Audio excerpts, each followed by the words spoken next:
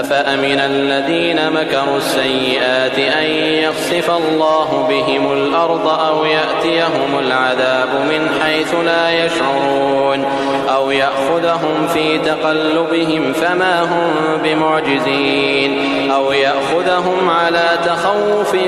فإن ربكم لرؤوف رحيم أولم يروا إلى ما خلق الله من شيء يتفيأ ظلاله عن اليمين والشمائل سجدا لله وهم داخرون ولله يسجد ما في السماوات وما في الأرض من دابة